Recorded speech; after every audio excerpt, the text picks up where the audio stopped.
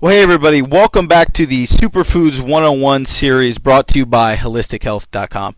And today we are talking about Moringa, okay? One of the biggest new supplements to hit the market in a while, and probably one of the coolest and one of my favorites. So this is Moringa 101. So what is Moringa? Well, in 2008, the National Institute for Health called this the plant of the year.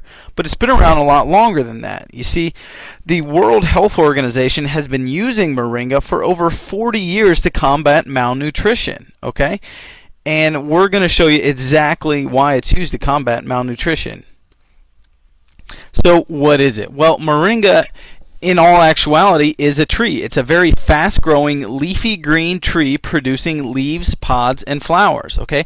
Now there's actually 12 different types of moringa out there, but the one that people refer to most when you hear the word moringa is Moringa oleifera. So for all intents and purposes, what we're talking about today is Moringa oleifera. Now there are many uses of this tree, okay? This tree can grow in very sandy and very bad soil, okay? So the tree itself is great because it can grow where a lot of other trees can't. And then over time, as the plant matter around it decomposes, it will actually make the soil around it more fertile. So that's great. Now the tree also produces pods, okay, and inside those pods are seeds, okay. If you squish those seeds, you get oil out of it. Now that oil can be used for cooking oil, it can be used on the skin for moisturizing, and it can be used to treat minor cuts and scrapes, okay. But that's not all. After you squeeze the seeds out, you can take those seeds and purify water with it. Put them in water, stir it around, it will suck out all the impurities, okay. Now, here's the part where most people use the tree for, the leaves themselves, okay? You take the leaves, you cut them off, dry them like tobacco, okay? And then mill them into a fine powder, and you get an extremely, extremely powerful nutritional supplement. People also take the leaves and the flowers and brew that into a tea, okay? So it can be used for supplementation in that way as well. And then the bark and root are also used as medicine in traditional cultures. So as you can see, the tree is extremely, extremely giving, okay? It's one of those trees that, you know, you can really help out a community with if you know how to properly use it. Let's talk about some of the benefits, okay? And when we talk about the benefits, we're of course talking about the leaves, okay? That's where most of the nutritional supplementation comes from. So the leaves themselves, when they're dried and milled into that powder. Now, Moringa is extremely nutrient dense. Gram for gram, Moringa leaf powder has 7 times more vitamin C than an orange. It has 4 times more vitamin A than carrots. It has 4 times more calcium than milk, and it has 3 times more potassium than bananas. It also has 3 times more iron than spinach and 3 times more vitamin E than almonds. And it also has 2 times the protein of yogurt, which is extremely cool because that's very rare that you find in a leafy green plant. So as you can see, all these things that we've come to know as extremely dense in one vitamin or a mineral, Moringa actually blows them all out of the water, and it's one leaf. So it's very, very cool. Now, the more and more benefits of Moringa are coming up every day, okay? But we do know that it's extremely good for detoxification. Think about how that mashed up seed purifies water. The leaves do the same thing in your body, okay? They purify it of those impurities, okay? So it's extremely detoxifying. The leaves also contain all the essential amino acids, so it's great for building muscle. It's great for your body and very easily digestible. The fact that it's a leafy green protein source is phenomenal. These are very hard to find, okay? So if you can find a good quality plant-based green protein source, that's phenomenal because it's also alkalizing, okay? Green plants are extremely alkalizing, and obviously alkalizing is good because our bodies become acidic over time, but they operate much better when they're alkaline. They're also now proving how many antioxidants this plant has, which also makes it great for anti-aging. So as you can see, the leaves in this powder, there's more and more things coming out every day that Moringa supports. So the different forms of moringa available out there, you're going to see a couple different forms.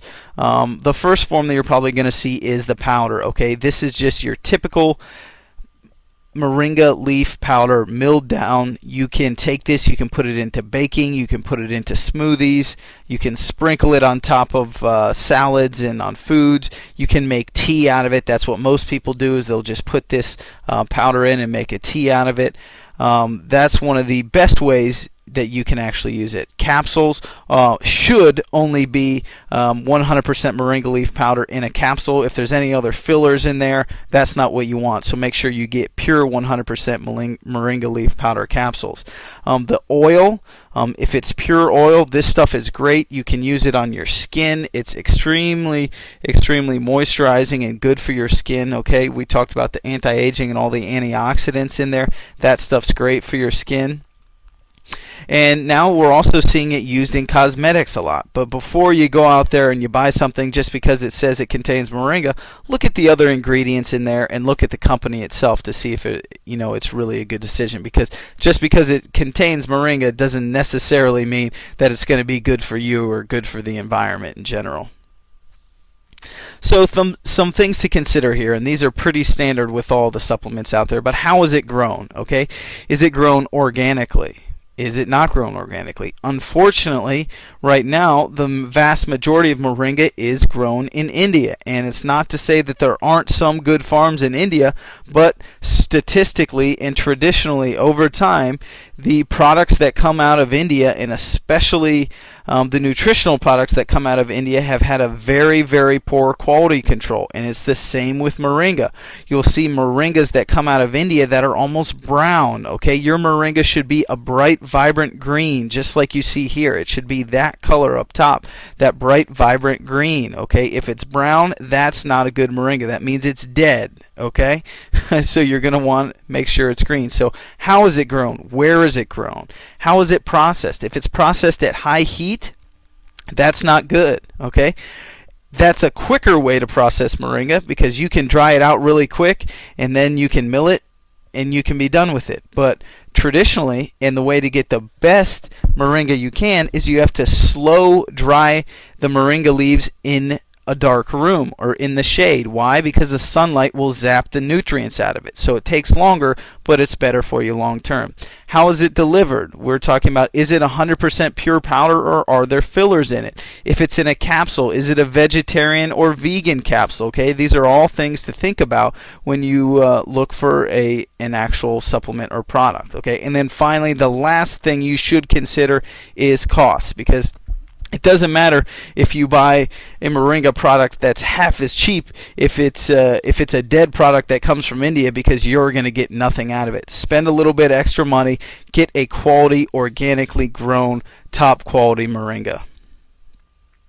Alright guys, hopefully you enjoyed this Superfood 101 series on Moringa oleifera. This was Moringa 101. As always, we encourage you to learn more. For more tips, recipes, and access to the world's best nutritional information and supplements, head on over to holistichealth.com and get healthy. I will see you all in the next segment. Have a great day.